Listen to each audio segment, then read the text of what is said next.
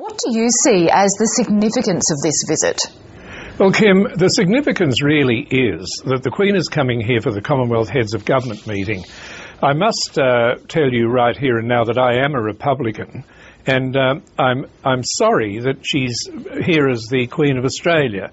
I think that should have been put to one side, and she just concentrated on being head of the Commonwealth, because really that's what the visit is all about. But I agree with Malcolm Turnbull and Kevin Rudd. We must show her absolute respect, whether you're a Republican, a monarchist or an anarchist or whatever you are. The Queen has done a remarkable job, and she's 85. I'm surprised she even made this visit. But you know, we must respect her for what she is, a very hard-working, dedicated woman. Well, Barry Everingham, as a declared Republican, as you say, are you surprised that there doesn't appear to be much momentum anymore for a republic? Is it simply because it's failed once and, you know, as our reporter Latika Burke just mentioned, while the reign of Queen Elizabeth II is still current, it's probably not an issue that's going to be revisited? I couldn't agree with you more, Kim. It's dead in the water at the moment, and I'm one of those Republicans who believes that at this stage of the Queen's life and this stage of her reign, we should leave her alone, and the moment she's no longer with us, that is when we must revisit it, because the respect and admiration that she has, I don't believe will pass down to Charles and Camilla. And that's going to be a big problem for the royal family. Barry Everingham, there was a story today in the Wall Street Journal online which said that the Queen is competing with Lady Gaga and Oprah as the biggest celebrity to visit Australia in the past year, that her fame outweighs her political relevance in a country where she is still officially the head of state. What are your thoughts? Well, I've always believed in the last 20 years that the behaviour of the young royals has turned them into celebrities, and this is where the royal family is falling apart. People say the Queen has never put a foot wrong.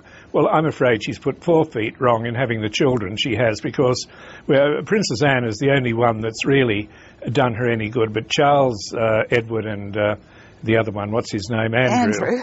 You know, well, what about William and Kate? I mean, are they going to revitalise the monarchy? No, I don't think so. William and Kate are, you know, a gorgeous couple, and they're going to have gorgeous children. You know, but so does Brad Pitt.